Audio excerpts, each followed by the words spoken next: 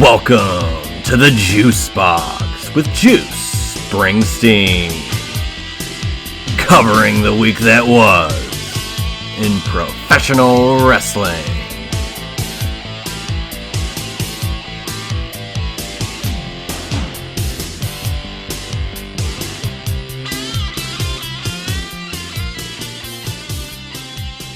It is Money in the Bank weekend.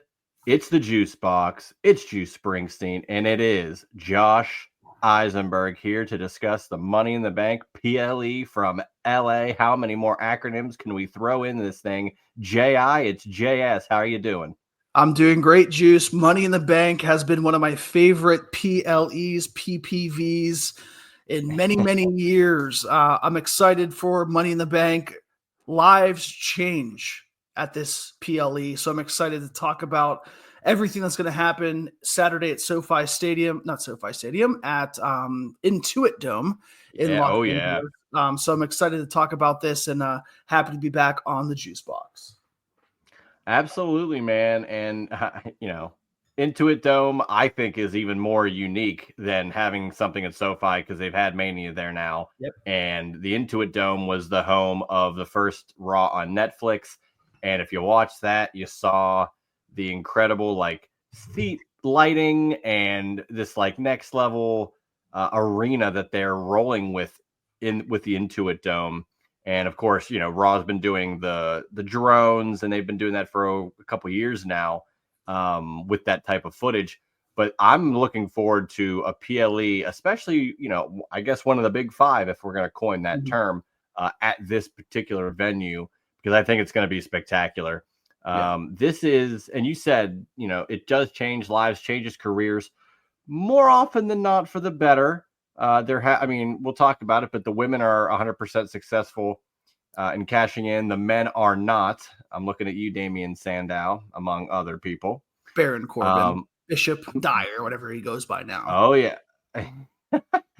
But this is the 16th annual Money in the Bank event, which, damn, that makes me feel old, considering the first Money in the Bank was just on WrestleMania 21, which was 20 years ago. Yep. And then it became such a popular, event in itself that they had to create a pay-per-view for it in 2010.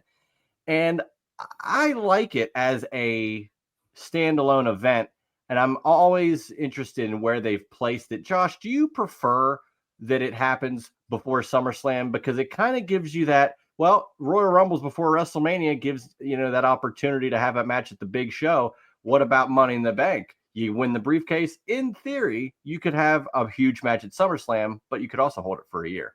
Yeah, I like it in May or June.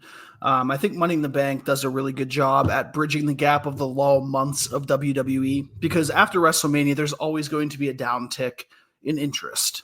Aside from, Money in the Bank 2011, this, and I mean that because of CM Punk and John Cena's storyline, that really carried that PLE pay-per-view then. But you look at Money in the Bank, it's a perfect placement because they always want SummerSlam to feel like WrestleMania, but has never been WrestleMania. Case in point, trying to go 2 nights this year to mirror what WrestleMania has been for the past handful of years. So I'm excited for it. I think it's a perfect placement for it.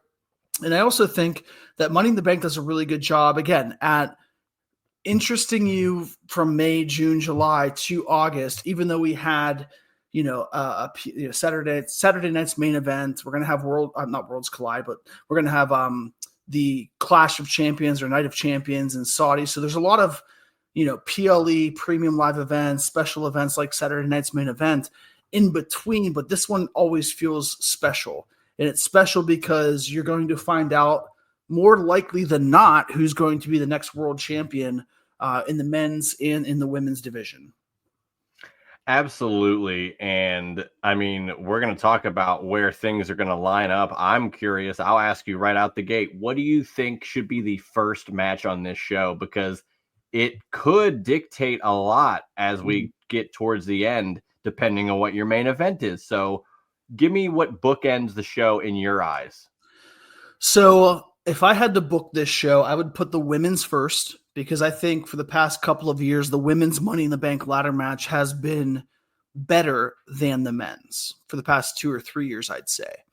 If we're bookending the tag team match as the main event, and that's, John Cena and Logan Paul versus Jey Uso and Cody Rhodes, that if that's the main event, the men should be first. But I don't necessarily think that even if the men's Money in the Bank ladder match goes on second or third, that it eliminates the opportunity or the possibility of a tease or a cash in at the end. So in my mind, in my heart, I want the Money in the Bank ladder match or the Money in the Bank pay-per-view to start with the women's Money in the Bank ladder match. But we'll see what happens. I think either one will be a great start to the show. But at this point, when I see the storylines building and developing, when I see a lot of investment on the younger talent specifically, the women supersede the men in the Money in the Bank ladder match.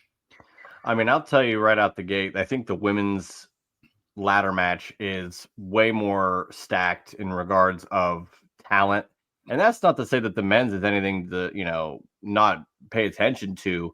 But to me, I mean, God, the fact that Stephanie Vaquer and Julia were just literally a year ago, they were not even in WWE's, sites, at least on screen. Like, I'm sure they'd been scouted and, oh, look, they're having matches in AEW, but they're doing things, in Japan or what have you. But all of a sudden, not only are they in and out of NXT very quickly, now they're in the Money in the Bank ladder match for a shot at the, a world title. And outside of that, other women that have already been champion, Naomi, Rhea Ripley, Alexa Bliss, and then you got Roxanne Perez, who's firmly ensconced with the Judgment Day right now. So there's a lot of moving parts. I agree. I think that should be the opening match.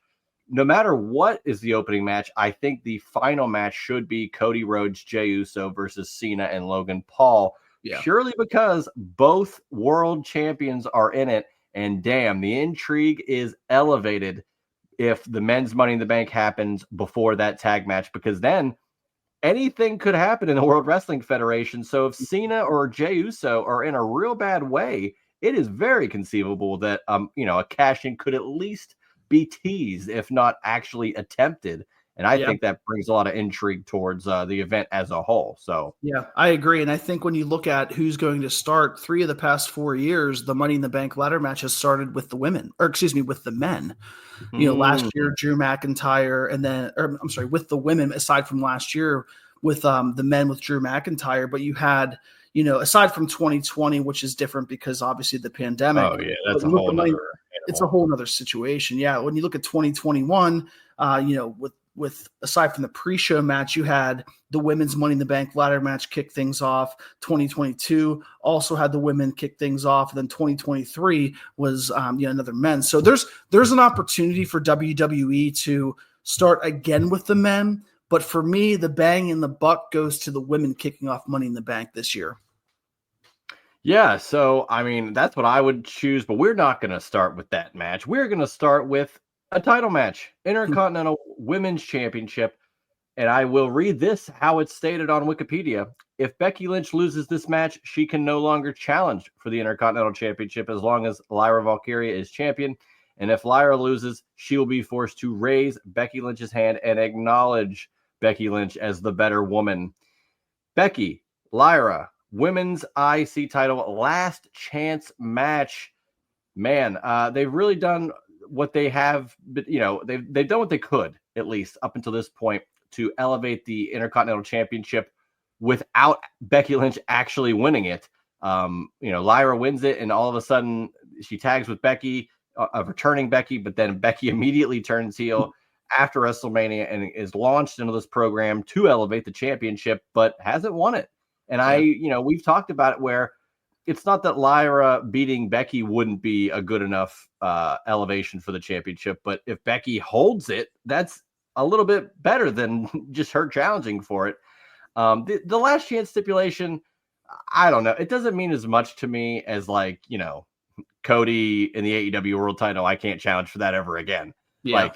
These last chance matches where, well, as long as, X is champion, you can't wrestle them. Okay, well, they could lose that championship in a month and then you can challenge for it again. It's just not as intriguing to me personally, but I think it gives more juice in this match if Becky Lynch were to win, because it then sets up a potential third and final match at, dare I say, Evolution, the next big PLE for WWE. So give me Becky Lynch to win the IC title. Man, yeah, I think it's tough because I think who has more to gain? If Lyra beats Becky again, which would actually be the third time if you go back to their NXT days, correct? Yeah, I think so. Yeah, one-on-one, because Lyra beat Becky for the NXT championship, I believe. Anyway, but speaking of main roster, if Lyra wins again, they can have a third and final match, which wouldn't make sense because she beat her twice already for the Intercontinental Championship. But I think Becky wins this. I think you can have that, best of 3 match at Evolution where you could see a potential returning Bayley. I think Bayley is still the outlier here because she has been kind of written off before WrestleMania, which was kind of odd to me, but I understand what they were trying to do with Lyra and Becky. Monday night on Raw this past week, I thought Lyra did a really good job at making me invested in actually caring about her. And it's hard to care about somebody who is still relatively new on the roster and has only had a few championship matches. That's why Becky Lynch is so important, because Becky Lynch has built up years and years, heck, even from WrestleMania 32 when she was in the triple threat match with Charlotte and Sasha. She was still the outlier there, right? So she really didn't break through until SummerSlam before WrestleMania 35. That's 6 years of investing in Becky Lynch. So Becky Lynch coming here and elevating Lyra, the best way to do this is a dirty win for Becky Lynch at Money in the Bank, going to Evolution and waiting until Evolution until we see the return of Bayley. The only issue with that is Bayley returns and you see the inevitability of Bayley versus Becky for the Intercontinental Championship at SummerSlam, but then you leave Lyra out when you're trying to develop young women to be the next group of individuals to kind of take over that division. So long story short, I think Becky Lynch does become the Intercontinental Championship. And has Becky been tag team champions before, the women's tag team? I'm going to do some quick research, but considering the championship hasn't been around for that long, I'm going to wager no. But the only reason I'm saying that is because Bayley's to be the first Grand Slam champion, because she was tag team champion, women's champion in both brands, and then now the Intercontinental champion. This shows how much we know. Becky was not only tag champion with Lita, but she was tag champion with Lyra Valkyria. Oh, duh. Yeah, at WrestleMania. That makes wow. Yeah. So that speaks volumes on what we care about the women's tag team champions. But then Becky, or how it's presented, because they had this big moment. Becky returns, and the tag title whole thing was lost once she left and became a heel. Yeah. So I mean, Bayley's story then can be, I'm going to be a Grand Slam champion like you, but doing it better than you. And I think that's a storyline that, Bayley has done everything in the company, right? I mean, she also was NXT champion. Becky Lynch was never NXT champion. So there's a lot of storylines, a lot of backstory that you can put with those two in there. But Becky Lynch wins this match. I don't think Lyra is immediately deflated by this, but I do think when August, September, October rolls around, she might have to take a back seat to the established women in the division. I also hate to be that guy, but Becky was NXT Women's Champion at a time. Oh, 2.0. Yeah, never mind. Anyway, so you forget a lot of things when you watch wrestling for 25 years. Hey, it happens to the best of us, man. I barely know what happened last week, let alone, the lineage of the women's tag titles in 2025. So it's okay. Yeah. I also last thing before we transition to another match here, I like the fact that, with it being that if Lyra loses, she has to raise Becky's hand and acknowledge Becky as the better woman. Yeah. Give me a cheap win by Becky, and then Lyra has to still do that acknowledgement. Yeah. That makes it even harsher, and it really elevates that, intensity towards that next match, presuming it would take place at Evolution in July. And can you see something happen after Money in the Bank if Becky Lynch does win, where Lyra raises her hand and pulls a Becky a la Charlotte, where she attacks and beats the crap out of Becky, because I think that'll give her a lot more steam, similar to how Becky got, before going to WrestleMania 35, where maybe not necessarily everybody wanted Lyra to, get more aggressive, but it gives her another edge to herself, because I think that's the one thing that Lyra does not have yet, is that edge that people want to see Lyra. So maybe they try to flip the script a little bit and go back, 5 or 6 years ago and say, you know what, this worked for Becky. Maybe this works for Lyra, where she becomes more of an edgier character where people are behind her. Yeah, and I wouldn't hate that. Again, this is the whole purpose of this match, really is to just help the Intercontinental Championship on the women's side get elevated. And again, I think all signs point to Evolution in July. Now that it's been announced, you want to load that card. You're going to have it is derelict of duty if you don't have the women's IC title, the women's US title. Like, all the women's championships should be featured and have matches on this show. Even if it's, I don't care if it's women's IC champion versus women's US champion. I wouldn't mind that at all. There's plenty of avenues to go down, but you want to showcase as many women as you can. Yeah. And with a deep roster that they have, it's very, very doable, and it's not going to take away from anyone else. So yeah, it'll be interesting to see how they progress with that. But let's keep going with the women here. Money in the Bank ladder match for a women's championship contract. Alexa Bliss, Roxanne Perez, Rhea Bloody Ripley, Julia, Naomi, and Stephanie Vaquer. This is a stacked 6-woman lineup here. A lot has been going on with all of these characters. Alexa Bliss kind of making her triumphant return, and now she's back into the fray. Rhea Ripley is always in title contention these days. Naomi is still kind of figuring things out with Jade and with Bianca, and there's always some story there that's still not fleshed out. Meanwhile, Julia and Stephanie Vaquer just had their NXT stints up and over, and now they're on the main roster, so to speak. And Roxanne Perez, like I said earlier, ensconced in the Judgment Day. She is, trying to not just woo Dominic, but giving Carlito an apple and talking to Finn and doing all these certain Carlito. Yeah, Carlito's out of the Judgment. Had 2 members of the Judgment Day got released this past week with R-Truth and Carlito, so that's unfortunate. But yeah, everybody in this match has a purpose, and I honestly could see any of the 6 women winning. Rhea being the least amount of chance, considering she's been to the mountaintop more than the rest, maybe outside of Alexa Bliss, but Alexa just coming back in the fray, I think she has a better chance. Ultimately, and I said this before the Judgment Day stuff, I think Roxanne Perez is the move here. Now seeing that she's involved with the Judgment Day, and Liv Morgan doesn't like that, I think Roxanne carrying a briefcase and becoming a successful member, quote unquote, of the Judgment Day will piss Liv off even more, and I think that is good TV. I could see, again, any of these 6 women winning, but give me Roxanne Perez. Josh, what say you? Well, yeah, I understand all the Roxanne storyline that could be behind her holding the briefcase and trying to become, or, inserting her into any Judgment Day storyline. But I think that storyline has enough juice as it is right now, with Liv Morgan not liking the fact that there's another woman, going into their camp. So I'm going to eliminate her for that. I'm going to eliminate Alexa because I think that there's more with her and Charlotte, and maybe outside stuff, potentially with the Wyatt 6. Julia and my phone was talking to me. Anyway. Well, I said they're Alexa disagreeing with you. No, so my phone said, I said Alexa for my phone, and my phone heard Alexa. So anyway, that's what happened there. Anyway. As you continue to say the name over and over to potentially trigger it to say it again.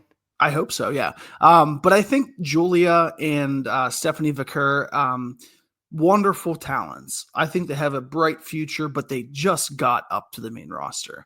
I think there's more to Naomi being Money in the Bank than anyone else, because I think it's WWE's thought process that you look, she went to WrestleMania, had a match with Jade, lost, continues to put in some good work, came back at the Rumble a year and a half ago.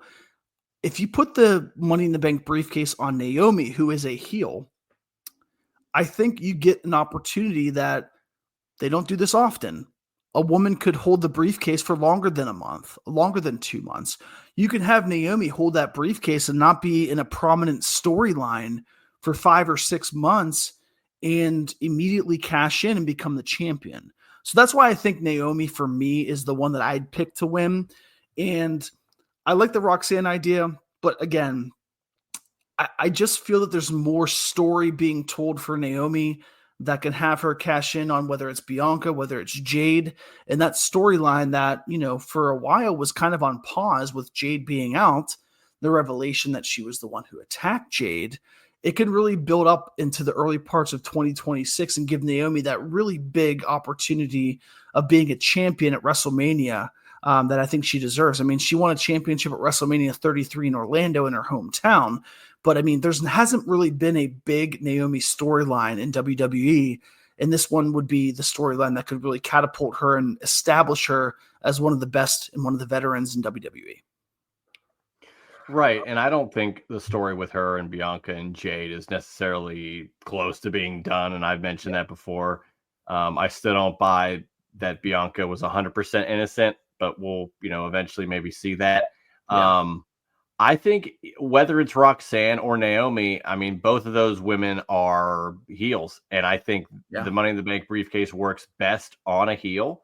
That's not to say the babyface, it doesn't work. I mean, CM Punk, RVD, plenty of different babyface characters have won it. And of course, John Cena, to where, it benefits them in a way. And I'll harken back to it. When you have Evolution next month, whoever is the case holder, I mean, every match that happens that has a champion involved, they're going to have to look over their shoulder. And I think, either way with, if it's Naomi that you pick, or I'm still sticking with Roxanne, I think it really benefits the show. It gives a little bit extra juice to be like, well, these matches are great and all, but there's always this something else is lurking. And I think it elevates that show. So I like your pick. I think the betting odds are Naomi. So, if you can get a hold of those, I think my bookie was doing WWE. I saw actually today. So did you break his thumbs? You broke his thumbs. Yeah, I think, and again, as much as I love Money in the Bank, and I liked when RVD called his shot, which I think is probably one of the better Money in the Bank cash-ins because it was different than the other 15 or 20 that we've seen in the past 20 years. The money is in the heel and the surprise for Money in the Bank cash-in. So that's why I think whenever you think about, heels or faces, like which one should win, which one could win, it's always, I hate to say easier, but it's always easier for a heel. I mean, heck, Tiffany Stratton won Money in the Bank when she was supposed to be a heel last year, but she cashed in the face. So that flipped pretty quickly for her. And that's another vehicle that the Money in the Bank gives you. It's even if you're a babyface or a heel, cashing in, depending how you do it, can flip that. If you're a good guy and you cash in at an opportune moment, wow, you look like a dick. But if you're a bad guy, it's like, wow, maybe they beat someone I didn't like, and now I like this person. So it does give that dynamic. I like what you said there. Yeah. Yep. So let's talk about the men's Money in the Bank, because I'd like to set this up where it is before the assumed main event of the, both world champions, even though the titles are not on the line, should be in the main event. And they've done that before with Money in the Bank. I think, didn't they do the Bloodline Civil War as main event, or am I missing something from a couple of years ago? I want to say that they had that as the main event. I'm not actually sure. Yeah, it was Bloodline with Cody, Kevin, and Randy, I believe, was the main event last year. No, that was last year. 2 years ago was the Usos versus Solo and Roman. Yeah. So the Bloodline they've really taken over in regards to the main event. But that tells you the main event of Money in the Bank does not have to be the ladder match, which I like, because it's like you go to these shows or you put on these shows for Money in the Bank, and like the Rumble, it sells itself, but it doesn't necessarily have to be the main event. Yeah. So let's assume that it is that way. Money in the Bank for the men: Solo Sikoa, LA Knight, Penta, Seth Rollins, Andrade, and El Grande Americano. A lot of different stories here. Will LA Knight win in LA? Will Penta ascend to heights that, we honestly never thought this early in his WWE career? Could Solo win and have a beef with Jacob Fatu? Will Andrade shock everybody? Could Seth win this thing again? No. I am saying that El Grande Americano wins the Money in the Bank. What? You're out of your mind. You're out of your mind. Eventually cashes in, and when he wins the championship, unveils himself to be Chad Gable, and it was a ruse. He was him the whole time. I'm not kidding. That is my hot take. Well, I'm glad that you picked that, and I'm sure that as we can announce, Pool Party Gaming has the Money in the Bank pick'em here, so free to play, free to win. poolpartygaming.com. This is obviously one of the questions that we are going to be able to choose, along with a lot of other things. So make sure you do poolpartygaming.com, especially if you want to compete against Juice and he's picking El Grande Americano to win, because you will absolutely earn some points over Juice with that. You really think El Grande is going to win? What did you just say about Money in the Bank in the last match? You're like, if they're a heel, like it works so much better, and it's way to you want heat. Look, is Solo Sikoa going to win this? No. Is Penta going to win this? No. Andrade probably not. LA Knight only because he's always on the fringe of being. I mean, he's the megastar, but I could always see him getting that next step. When will that be? Outside of that, it's either Seth Rollins or the guy that everybody does not like, which is El Grande Americano. He gets cheered. That's the thing. At WrestleMania, he got cheered. What do you mean people don't like El Grande? They cheer him. Oh, I'm talking about the very, very vocal minority, which is the internet wrestling community. I mean, I'm never going to hear the end of it if he does win, because I am vehemently against him winning. It could easily be Seth. I'm not saying it couldn't be Seth, but I think that's the easy way out. I don't know. Yeah, the logical situation would be Seth, right? Because then Seth with 2 nights later he cashes in, but that seems too obvious to me. Yeah. So if I had $10 or if I went to Pool Party Gaming, I probably will take Seth, because I do think that's going to happen. But if I had a second option, and I think, man, I understand what you're saying about LA Knight, and this is not a homer field because I'm a big fan of LA Knight. Oh, but if not now, when? Exactly. So with Seth, I think if Seth wins, which is probably the odds-on favorite, he will cash in before SummerSlam. And I'm a fan of the Money in the Bank not being cashed in 30 or 60 days. I want a story. I want a surprise. You want it lingering in the background, whether they acknowledge it or not, right? It makes everything more exciting. Like Damian. I mean, we said Damian's going to cash in for 6 months, and we were wrong every single month. And I like that, because whenever we saw it at WrestleMania, we really didn't expect it at WrestleMania, because it only happened one time previously, and that was Seth Rollins. And you never really thought, oh, Damian could cash in on McIntyre or Seth Rollins or, Punk on commentary. And that worked. And he held it until SummerSlam. So my heart says Knight. My head says Seth. The pinky toe on my foot says El Grande has that much of a chance. But if El Grande wins, Juice, we have to place a bet. Not like a McAfee, Michael Cole suit, tank top, something. I think bragging rights are good enough for me. What's that? Well, I said I think bragging rights are enough for me. And look, you're probably not the only person that doesn't think El Grande Americano could win. But to me, why wouldn't CM Punk intervene and cost Seth Rollins? Well, and then what is stopping any of these guys from winning? I don't know. It's process of elimination.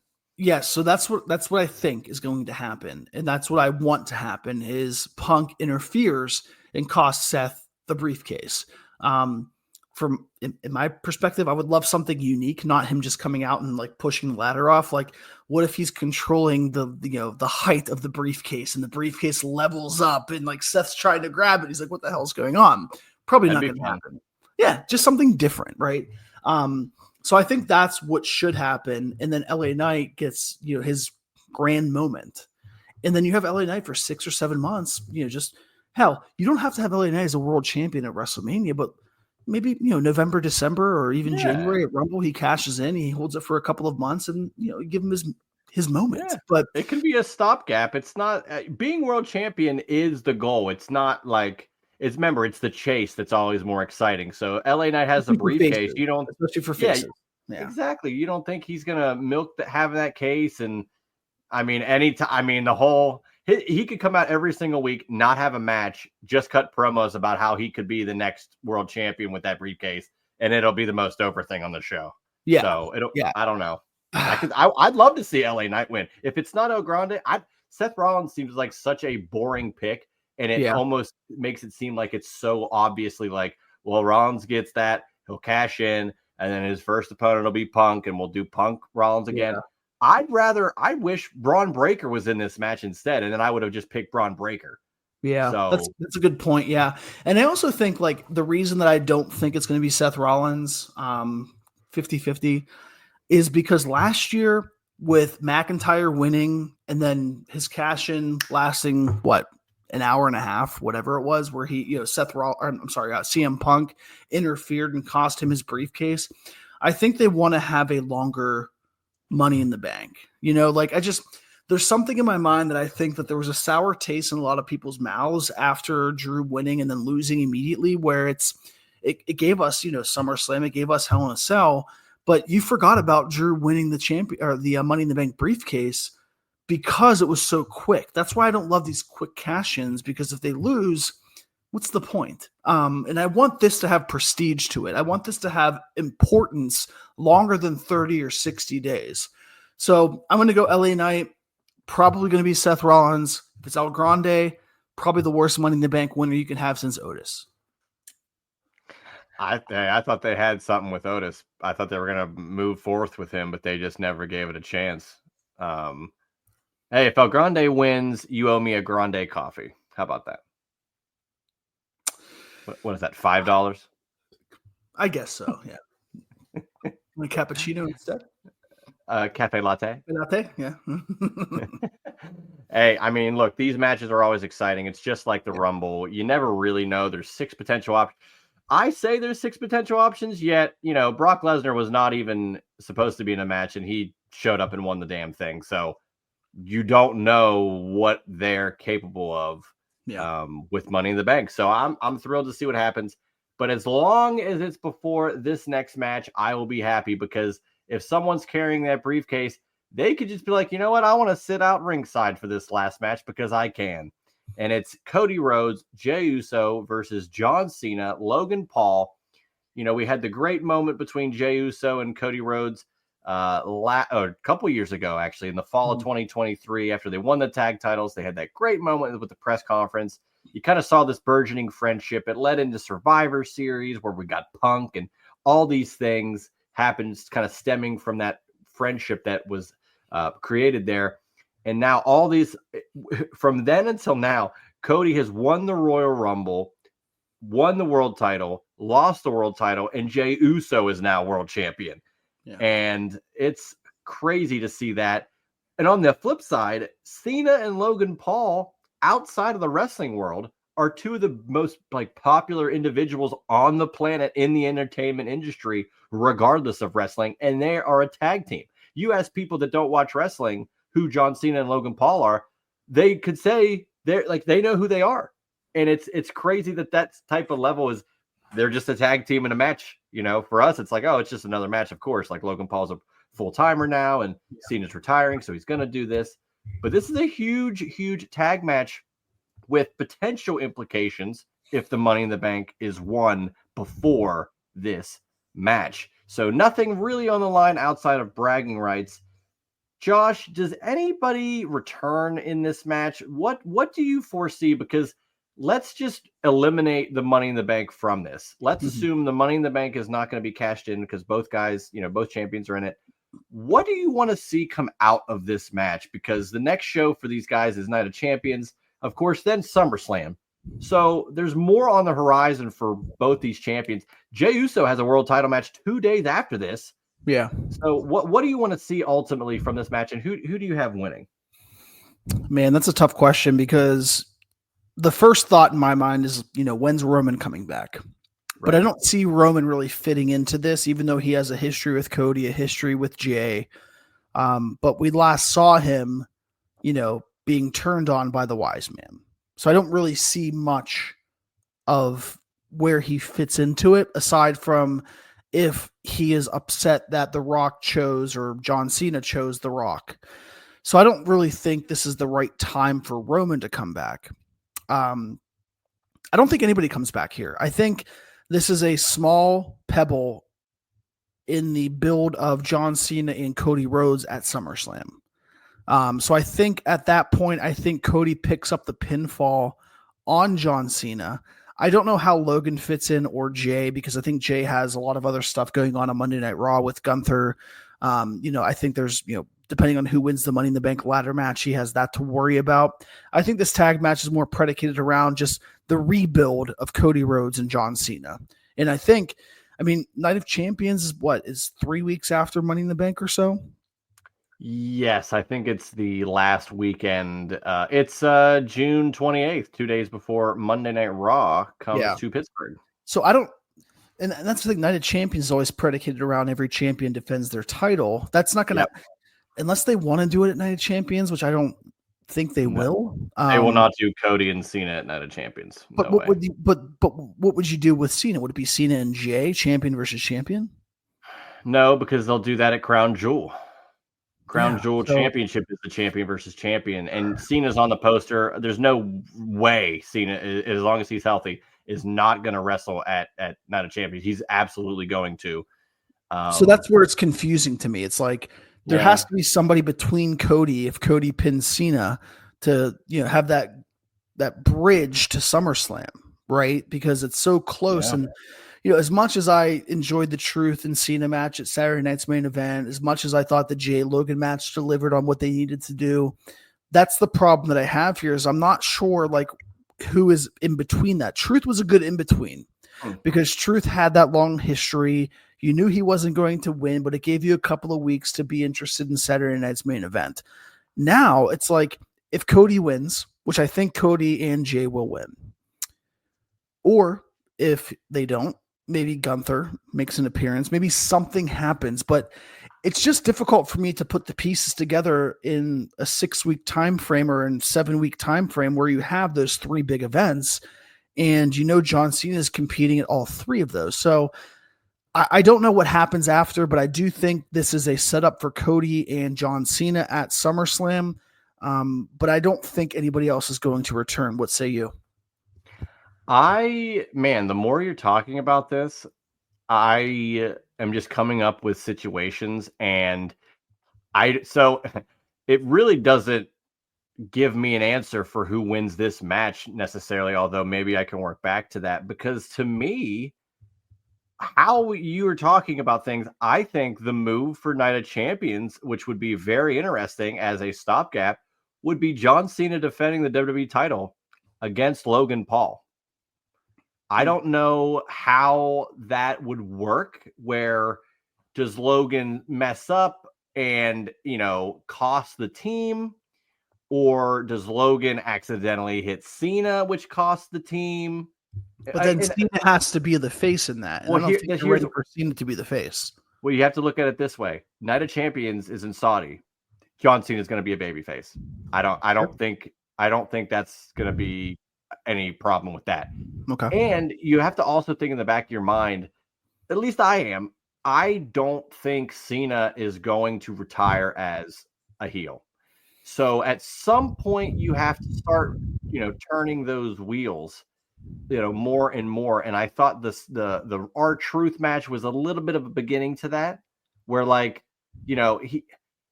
what was it? What was the last? Was it WrestleMania? Where no Backlash, where Cena kind of had that look of like, man, I really didn't want to do this like this. Maybe I don't want to ruin wrestling like this. So you think the guy to turn him to becoming a face could be Logan Paul? I think it helped. I think it could help. Absolutely. So here's the thing. Let's say Logan some way costs them the match, but Cody gets the pin. There you go. Cody has the match at SummerSlam if he wants it, and Logan Paul could have the match. Cena's pissed. You think you can roll against me, kid? Let's go 1-on-1, and then winner of that goes against Cody maybe at SummerSlam. Now, because Cody could say I pinned you, I deserve a match. I mean, they did that. They still haven't paid that off with the Rock Rock pinning Cody at WrestleMania. They haven't cashed in on that match. But if Cody pins Cena, they're traditional guys. I think it's very easy to see that. So that's where, after just how you were discussing things, how we get to Cena's match there, that's assuming if we think Cena Rhodes is happening at SummerSlam. I don't know if that's the move. Then I say Cody and Jay get the win, but by way of either miscommunication or Logan Paul is just fed up with. Did we not? Am I crazy, or did we not see that something happen like that in the last build? Didn't Logan and Cena have a weird interaction? Like, why can't I think of what happened? Yeah, where it was like they didn't get the upper hand with what happened with Cody, and Logan and Cena kind of had like a look of like, man, are you believing this? Like, can you handle this? And I think that could be something where, Logan's he wants a world title. You don't think he wants to win the world title from John Cena? I think maybe there's a little bit of a, ulterior motive for Logan to be in this match. So that's where I can't believe I'm just talking myself into this, but I'm saying that Cody and Jay win and Cena takes on Logan Paul at Night of Champions. Well, I've heard of worse scenarios from you today, which is El Grande being Mr. Money in the Bank, or Grande Money in the Bank. But whatever. That's the genius of it, to where I have such a horrible take that a mediocre take looks genius.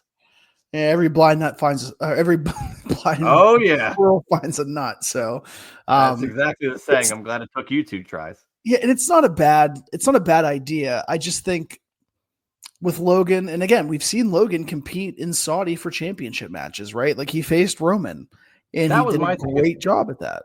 It seems like an easy Saudi match. Like, all right, let's just get the match. Who's going to win, but it's interesting. But we got to get a match in. Yeah, I mean, again, it's not a bad idea. For me, it's convoluted because you have still John's only been a heel for what, 3 months, February, March, April, 3.5 months.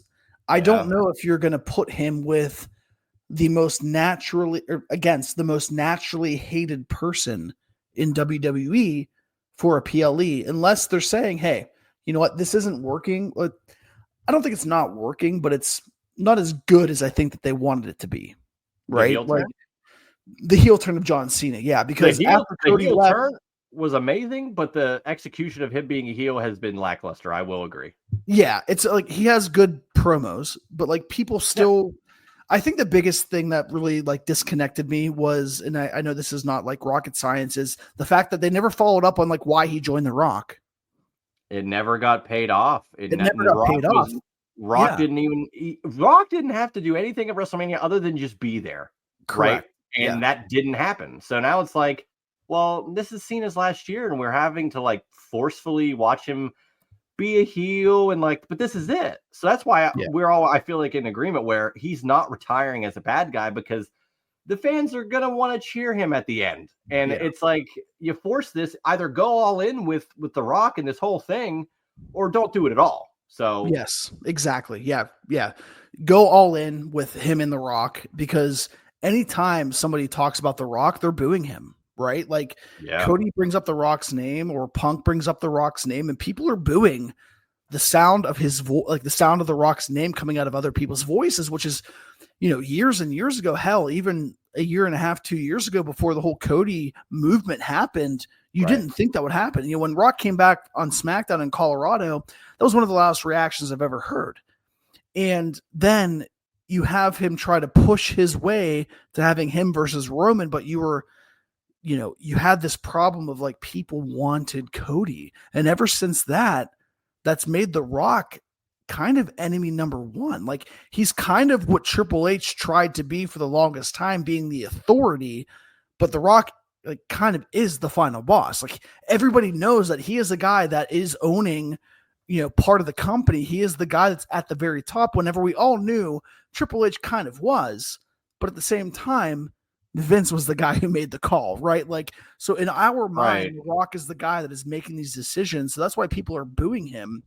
And he's making it known, being like, yes.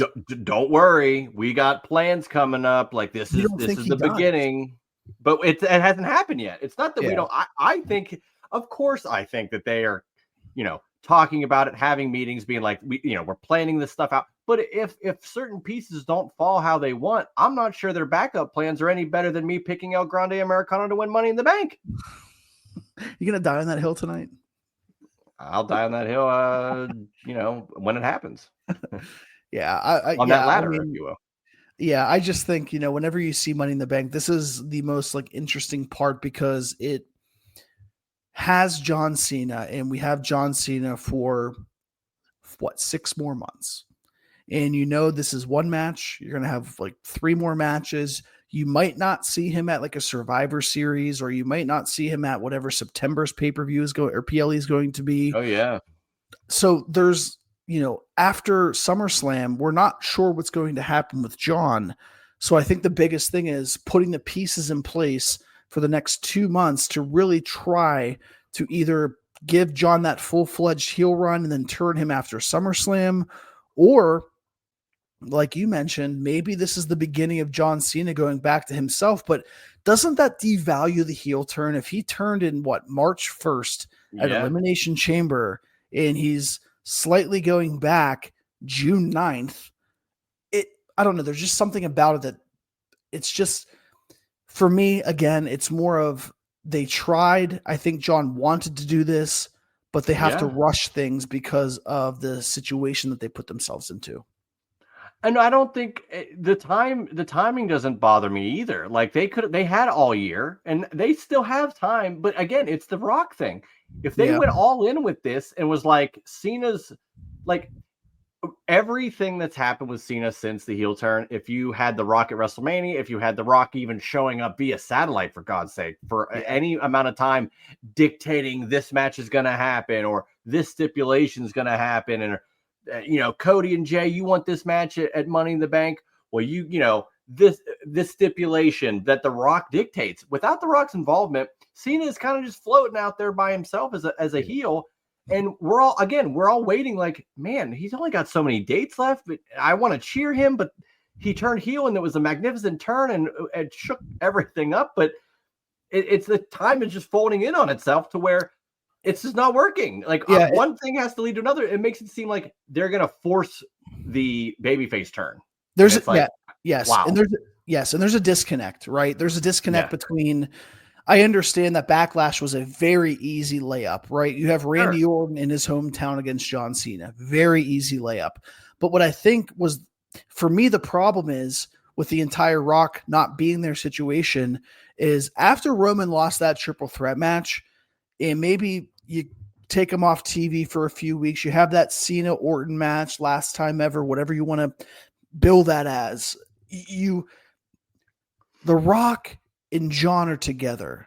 Roman and The Rock are family. The last time we really saw them together was as a tag team winning.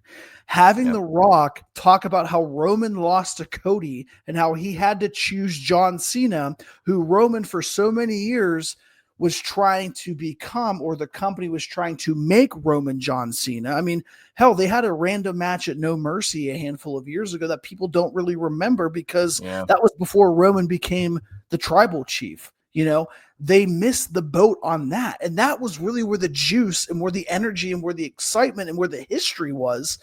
And you just completely ignored that because you had Roman, Seth, and Punk, which is a great match. Oh, yeah. The storyline was great, no doubt about that. But after that, Roman's gone. Rock's gone. you're missing that link of why did John side with The Rock? Why did The Rock go to John instead of going to Roman to recapture the championship for their family? Right. And again, it almost seems like it's an arrogance of we know what we're doing. Don't worry. Like things will work out. And that again, I can believe that if we didn't have 6 months left of John Cena as an active competitor. Yeah. Like that when time's running out, I have less faith that they can turn this around. And look, Rock could show up at Money in the Bank and then everything is null and void, but I don't think that's going to happen. Well, or Like, Roman does, and then you can build Roman and Cena, and then The yeah, Rock and comes back after that. But I just think that's so far. I hate to they're say just rushing it. far-fetched, It should be these types of things that we're discussing, Josh, should be built out for a lengthy amount of time. You should not be rushing. In general, these types of matches and interactions, let alone rushing it when you also have a running clock of Cena's availability. Yeah. Like all these things are just we're running out of time with it. I agree. And it's unfortunate. Yeah, I agree. So it'll be interesting to see what they do with Money in the Bank after, especially again going to Night of Champions, going to SummerSlam. I mean, I can't imagine Roman doesn't pop up somewhere. But again, the last time we saw him, he had more of a problem with Paul Heyman and Seth Rollins. So I guess that's more of the logical thing. But the historical part of me wants to see him, Rock, Cena. I mean, again, it goes back to The Rock. He had to go to John Cena to save or to dethrone Cody. How did that not piss off Roman Reigns? How did that not make Roman say, wait a second, I held the championship, Rock, longer probably than all the championships combined that you've ever had in one reign? Yeah, and Rock, tried to help me on night 2 of Mania, and I lost my title. It didn't work. And now you've said, well, forget family. I'm going to go with the guy that, sure, he decided to, sell his soul to me. But we had 2 back-to-back matches at WrestleMania, and all of a sudden we're friends 12 years later. It's just not as easy to buy than legitimate family who's had a story with matches only a year earlier. Agreed. So ultimately, who do you think wins the match then between these 4? Cody and Jay. And I think Cody pins Cena. Yeah. What do you say? Okay. Yeah, I think Cody pins Cena. But I'm sticking with, I think somehow, some way, Logan, whether it's, deliberate or it's just kind of a matter of fact thing that because Cena and Logan lose due to a miscommunication, or it could be an outright, like Logan Paul's just like, nah, this is pissing me off. Or maybe Cena pisses Logan Paul off. Like, I'm going to try to ruin wrestling. Let me do it. And Logan's like, yeah, but I'm the future. You're retiring. What are you doing? And, Saudi could be, in theory, heel versus heel, regardless of what the Saudi crowd will do. So I that's why I think that match can work there. I don't think it matters whatsoever. So, yeah. But yeah, I mean, go ahead. One quick question for you. Is there any way, if what your situation, comes to fruition with Logan Paul and John Cena, is there any way WWE could make Logan look like the face because he does not want to ruin wrestling because he's the future and John Cena is the past? Maybe, but I think it's easier and more likely that, again, even with a neutral crowd like Saudi, to have those two in a one-on-one match, it's not like they're going to do a double turn, but it's way easier for the fans that aren't in Saudi to see, well, Cena is the heel, but like, we don't like Logan. We respect John Cena. He's been there. He's a 17-time champion. And, we don't want Logan to win, even though we don't want Cena to win. So I guess, take the lesser of two evils. Yeah. And then you just move on and hope that Cody gets Cena at SummerSlam or something. Like, as long as they progress Cena's run further, logically, and then actually have a true babyface face him in the States, then I think it works. It's just, I don't know. There's so many opponents I want Cena to face before it's all said and done. Punk is absolutely at the top of that list now that he's had the match with Orton. Yeah. But we'll see if that comes to fruition. I mean, again, time's running out, and that's what's frustrating about all of this. Yeah. We'll see what happens. I'm excited for it, though. A lot of opportunity, a lot of options. So we'll see what happens on Saturday night. That's right. So just ultimate overall thoughts on Money in the Bank. I mean, is there anything else you're looking forward to seeing, or just thoughts on the show in general as we are, a day away from Money in the Bank from LA? I think just the unpredictability, right? Yeah. Like I think both ladder matches have, I mean, realistically, the women, like we talked about, we could have all 6, justifiably making a case for them to become, the women's Money in the Bank ladder match. The men's, there's a few options. You have your El Grande. I think it's either between LA and Seth, which is Seth's the safe pick, and then the tag team match. So, I really think that there's an opportunity for WWE to, the past couple of weeks have been okay. They haven't been wonderful. They've been okay. They've been watchable. SmackDown, not as much, just because there's 3 hours on a Friday night. This is the opportunity for them to ramp up stories and ramp up interest, whether it be surprises, whether it be returns, or whether it really just be the logical progression of again, it goes back for me right now. It goes back to the strength of the women. Like the women in WWE right now are really carrying this because they have new faces, they have old faces, and you're just not sure what's going to happen. So I'm excited for it. And then obviously Monday night on Raw, we're going to see a world championship match. If Seth, wins Money in the Bank, everybody's thinking he's going to cash in on Jay or Gunther. If he doesn't, it really leaves a wide open, field. If Gunther wins, then where does Gunther go from here? So a lot of options, a lot of opportunities, and a lot of avenues. So that's what I'm excited for most about Money in the Bank is the unpredictability that this show is going to bring us on Saturday night. Absolutely. And the unpredictability is where you could cash in at Pool Party Gaming, free to play, free to win. It's always a great time making your picks, seeing, it's more than just picking winners and losers. It's who's going to touch a ladder first. How long is this match going to go? Does this person come out? Does this person return? Will the table be involved? There's so many opportunities to win. And it's that much better to have a little bit of a side game to the game if as you watch Money in the Bank. So and I think your point about Rollins goes for any of the guys that win the match. I think sure, because there's a world title match 2 days after this particular event, and that's to say, as long as they didn't cash in, what if El Grande Americano wins Money in the Bank and then cashes in on Jey Uso that night, and then it's El Grande versus Gunther. I'm taking Gunther to win the title back on Monday night, and then that changes everything. Does Goldberg win the title at Night of Champions? Like all these avenues just start going for crazy. An hour to not bring up Goldberg's name, by the way.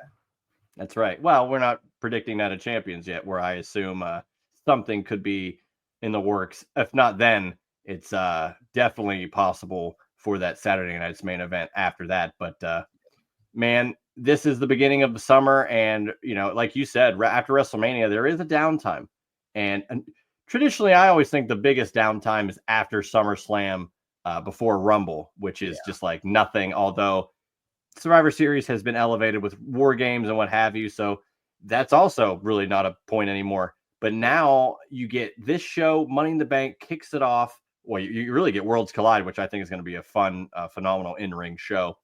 Earlier in the day. But then you get Night of Champions, a full women's PLE like we had in 2018.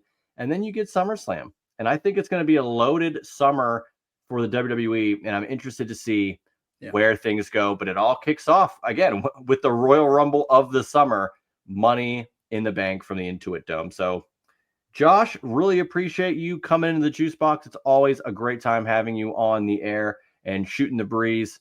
And hopefully, your picks come to fruition. But hopefully for people like me and everybody else out there playing Pool Party Gaming, they don't come to fruition for you, as we all are rooting for our own picks, as we all watch Money in the Bank this Saturday from the Intuit Dome in Los Angeles. For Josh Isenberg, at Josh Isenberg4 on Twitter, I am Juice Springsteen, signing off for this Money in the Bank PLE prediction show right here on The Juice Box.